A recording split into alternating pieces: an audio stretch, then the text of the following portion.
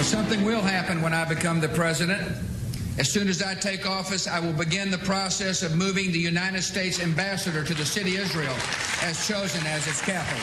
Jerusalem will remain the capital of Israel, and it must remain undivided. We will move the American embassy to the eternal capital of the Jewish people, Jerusalem.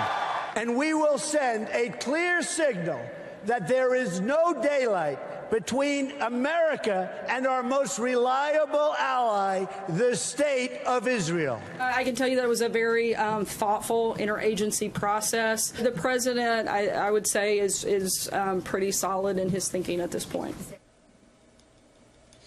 Presidents have talked about it for a long time, but this president, it seems, is going to do it. And that is to declare Jerusalem the capital of Israel and then make a plan to move the U.S. Embassy from Tel Aviv to Jerusalem. Now, the number of calls today between the president and world leaders, the Israeli prime minister, the president of the Palestinian Authority, the king of Jordan, the Egyptian president, King Salman of Saudi Arabia. There are 17 countries warning the U.S. against moving the embassy to Jerusalem, and this is the list of those countries because they fear that there will be a lot of controversy, a lot of potential danger. And tonight we can report that U.S. embassies across the region are staffing up on security, including U.S. Marine fast teams. Let's bring in our panel. In Washington, Mara Liasson, national political correspondent of National Public Radio. From Chicago, Tom Bevan, Real Clear Politics co-founder and publisher. And from Wasilla, Alaska, Kimberly Strassel, member of the editorial board at the Wall Street Journal. Mara, let me start with you. We have covered this. I've covered it as a chief White House correspondent. I know you've covered it. Many presidencies have talked about this. It seems that this president is going to do it. It seems he's going to do it. What we don't know is what the timeline is going to be. We expect that he will do two things. He will say that he recognizes Jerusalem as the capital of Israel, but he'll also sign that waiver again, which means that the embassy isn't going to move just yet. It might take several years to do it.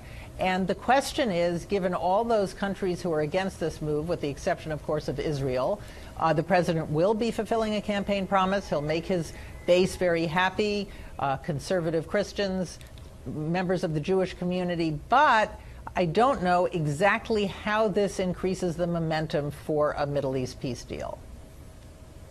To that point, H.R. McMaster, the National Security Advisor, speaking to Chris Wallace on Fox News Sunday about this. Are options involving the move of an embassy at some point in the future, which I think could be used to gain momentum toward a peace agreement and a solution that works both for Israelis and for Palestinians. So, Kimberly, does this put the cart before the horse at this action? No, I think McMaster makes an underrated but important point because, look, one of the sticking points always when you get to an Israeli-Palestinian negotiation is this question of Jerusalem. And what this does in moving the capital and actually taking the step, it's an acknowledgement that that is something that that the Israelis are never going to budge on and that the United States backs them in. And it's also a way of highlighting that the Palestinian focus on this has been an obstruction to moving ahead in negotiations. So there is an argument to be made that if you get it done and get it over with, you lay the groundwork to then move forward. Tom? Yeah, I agree. I mean, this is another example of Trump not being steeped in political traditions, diplomatic traditions, and not approaching this decision from the traditional. We've had this policy of signing this waiver, even though it's been government policy since 1995, even since, though you played, all of the presidents had not been willing to take this step for perhaps antagonizing other countries. Trump approached the North Korea problem the same way. As you know, what we've done in the past hasn't worked, so he's willing to take a different tack. He did that on Paris climate. I mean, there are a list of examples where love Trump or hate Trump, he approaches these problems from a different perspective, and we'll see how it works out. So I guess the question is, Mara, is the reaction in the region, and if there are in fact U.S. facilities in danger as a result of even the naming of Jerusalem as the capital? Yeah, well, that's the big question. The Palestinians said that they didn't want him to do it. They're warning about violence. They're talking about days of rage. The Saudis, who are Trump's new best friends in the region, didn't want him to do it. Turkey said this would be a red line for Muslims. I mean, we don't know yet what the reaction is going to be. People are warning about a possibly violent reaction. We'll find out. But I think the big question is, when McMaster says this might make it easier or open up some options, what are they and what is the plan? The president says he wants to make this ultimate deal, but we have never heard a lot of details about what it would be or even a framework. Kimberly, last word on this. Yeah, this also just gets to credibility. As has been mentioned, a lot of presidents have said they're going to do this, and they haven't followed through. And as every foreign policy expert will tell you, there is no greater currency, no greater negotiating power than a country has when it actually does what it says it's going to do. So with any luck, by actually effecting this move, the president gains a little bit of credibility in that peace process if he's going to go forward with it.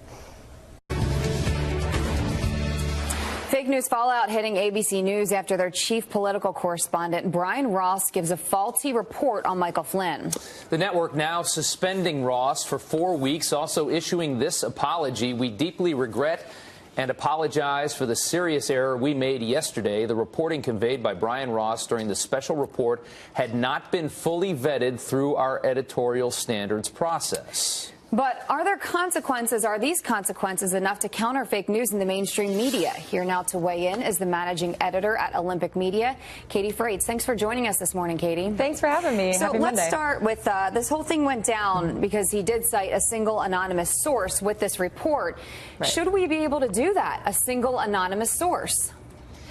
No, actually, you really shouldn't. I mean, there's got to be editorial standards here. What I would love to know from this whole thing is how you allowed a report that is this serious, something that affects stock markets, that has people running because they think that he's going to be impeached, how it got through the editorial process and it wasn't fully vetted. Do they just let their anchors go on willy-nilly and talk about whatever they want on the off chance that hopefully it's correct?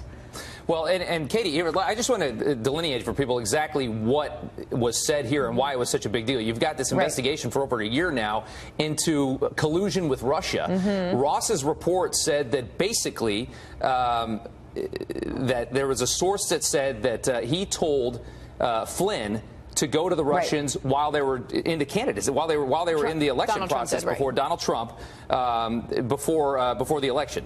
And it turns out it ended up being after the election. The big difference is that there's no evidence of collusion now. Basically, what he told the country in a special report on ABC News is that here's the evidence of collusion, and everybody goes crazy talking about impeachment all of a sudden.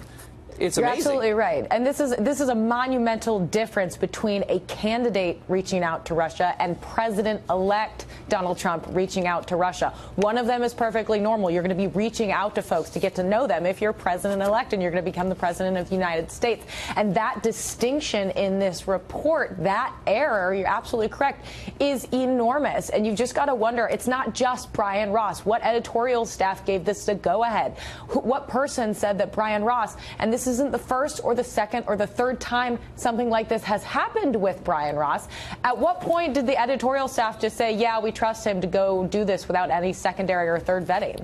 People make mistakes, right? But this is a very, very serious mistake. It is a big one. It is a big one, right? And we want to make that clear. President Trump himself sent out a tweet saying people who lost money when the stock market went down 350 points based on the false and dishonest reporting of Brian Ross of ABC should consider hiring a lawyer and suing ABC for the damages this bad reporting has caused many millions of dollars.